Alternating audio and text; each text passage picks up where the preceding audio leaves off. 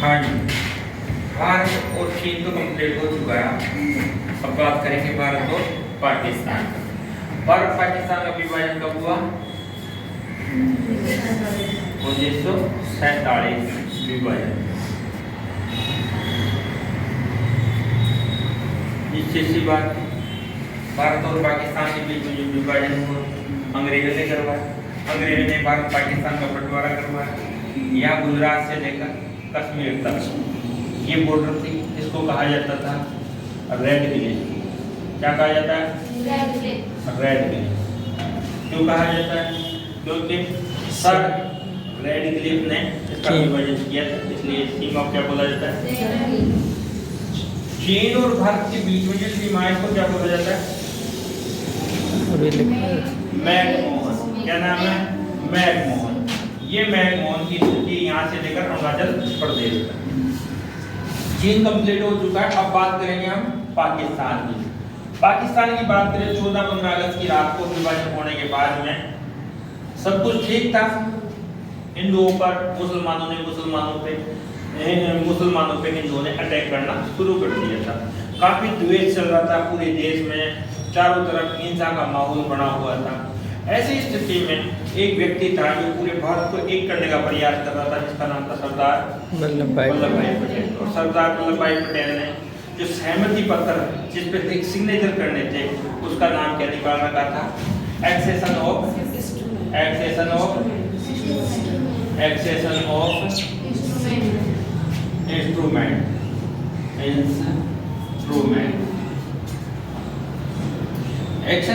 Instrument Bharat में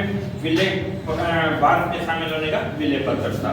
लगभग सभी देश आ चुके थे, सभी रियासतें आ चुकी थी, रजवाड़े आ चुके थे। लेकिन 3-4 का थोड़ा भारी राग मैंने आपको बताया। जूनागढ़ था आपका, मणिपुर था आपका, हैदराबाद था और कश्मीर। क्या नाम था? कश्मीर। कश्मीर का ये क्षेत्र है। और ये कश्मीर का जो क्षेत्र है उस समय रियासत हुआ करता था, राजा के अधीन हुआ करता था। राजा का नाम क्या था? हरि सिंह। भवानी सिंह नहीं है जी, हरि सिंह है। क्या नाम है? जोर से बोलो। हरि सिंह। राजा का नाम है हरि सिंह। हरि सिंह जी ने एक्सेशन ऑफ इंस्ट्रूमेंट पे हस्ताक्षर नहीं किए।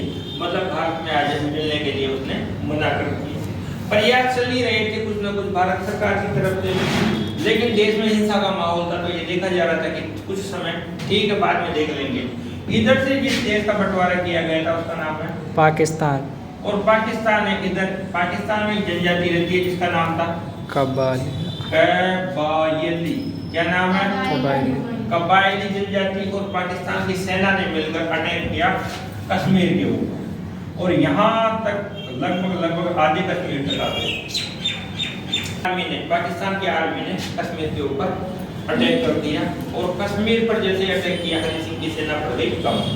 ऐसी स्थिति में हरि सिंह जी ने फोन किया सरदार वल्लभ भाई पटेल को। सरदार वल्लभ भाई पटेल ने कहा कि महाराज तो पहले से ही तैयार, एक्सेशन ऑफ इंस्ट्रूमेंट सिग्नेचर करो, आज हम कर देंगे, हमारी टेंशन।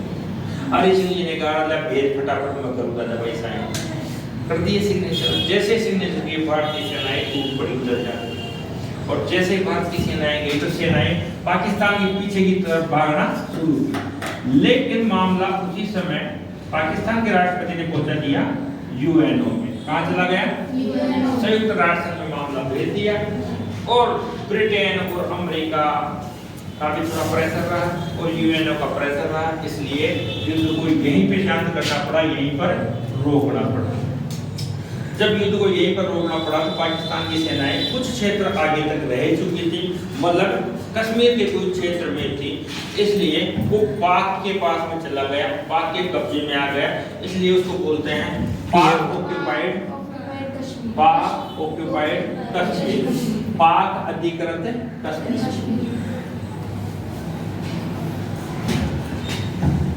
ये कश्मीर चला गया आपका पाकिस्तान के पास और मामला यूएनओ में चला गया। यूएनओ में जाने के बाद में आज भी अटका हुआ ही पड़ा है।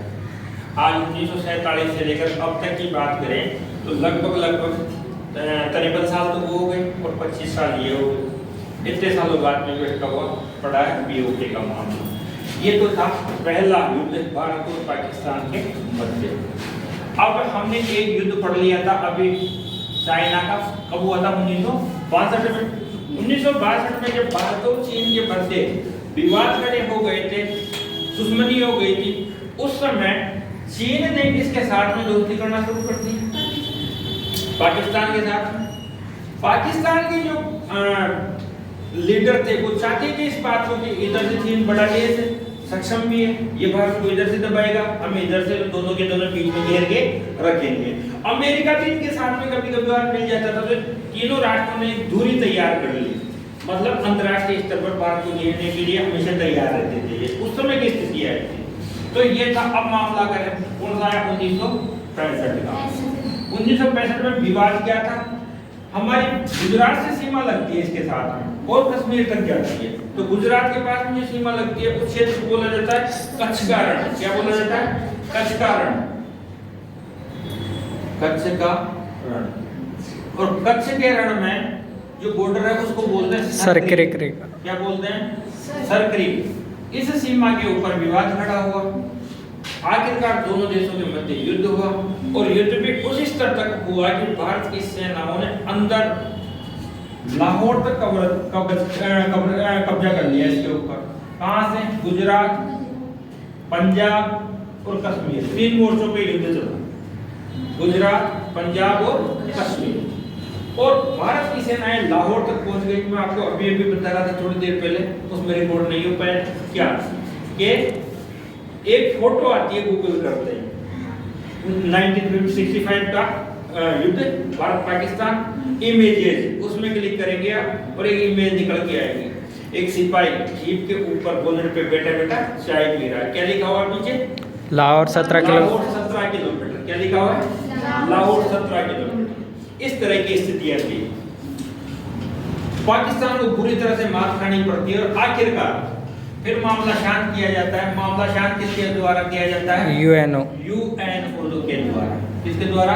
यूएनओ के द्वारा मामला ठंडा किया जाता है। लेकिन पूरी तरह से समझौता नहीं होता। पूरी तरह से समझौता होता है ताशकंद समझौता। कौन सा होता है? ताशकंद समझौता। ताशकंद समझौता कब हुआ ये? 1966। और ताशकंद कहाँ है? ताशकंद उज्बेकिस्तान कहाँ है? एशिया में। अरे सोवियत संघ का एक राष्ट्र था, सोवियत संघ का। फर्स्ट बुक में पढ़ा होगा आपने। हाँ सर। सोवियत संघ के अंदर एक राष्ट्र, एक देश है जिसका नाम था उज्बेकिस्तान। उसकी राजधानी है ताशकंद। और ताशकंद में समझौता हुआ। कब हुआ? 66। 10 मई। अब अभी भी तो बोला था मैंने आपको, 10 मई 1966 को। 10 मई 1966 को ताशकंद समझौता होता है। किसकी मध्यस्थता से होता है? सोवियत संघ की मध्यस्थता से। किसकी मध्यस्थता से? सोवियत संघ की मध्यस्थता से भारत का और पाकिस्तान का यह समझौता होता है। इसको ताशकंद समझौते के नाम से जाना जाता है। मैं आपको कह भी रहा था कि हमारे जो दूसरे प्रधानमंत्री थे जिन्होंने जय जवान जय किसान का नारा दिया, जिन्होंने खेती को आगे ले जाने का प्रयास किया, जिनके मृत्यु वाले दशक में हमारे यहाँ पर हरित क्रांति स्टार्ट हुई, जिसका नाम था, उनका नाम था लाल बहादुर शास्त्री। लाल बहादुर शास्त्री की मृत्यु भी 10 मई 1966 को ही हुई थी। तो ये था आपका दूसरा युद्ध, मतलब पाकिस्तान के साथ में जो तनाव हुआ उसका दूसरा चरण ये है। अब बात करेंगे हम आगे बांग्लादेश का जन्म।